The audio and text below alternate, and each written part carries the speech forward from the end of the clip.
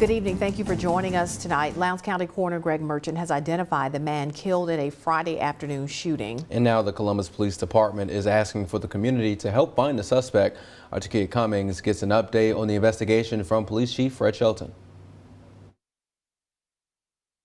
23-year-old Marcus McMillan was shot and killed Friday in an apartment on Waterworks Road in Columbus.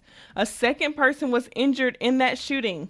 So far, Columbus police have no suspects in that homicide. And Police Chief Fred Shelton says they are still in the early stages of the investigation. Currently, we do not. We're still in the process of interviewing witnesses and people, the victims that are involved, so we don't have anything new to report at this time.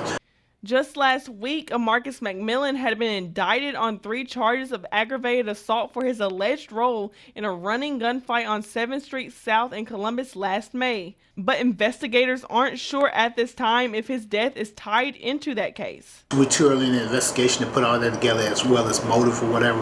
But again, all that is being taken into the investigation, and we're looking into that as well. Chief Shelton says it's often smaller arguments that lead to something more severe. He asked the community to tell them so they can get a handle on it before it leads to something deadly. These things just don't happen.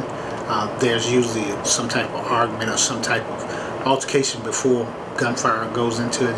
And again, if you get people loud shouting, hollering, screaming, he got a gun, he gonna hit me or something like that, I want the people to pick up the phone.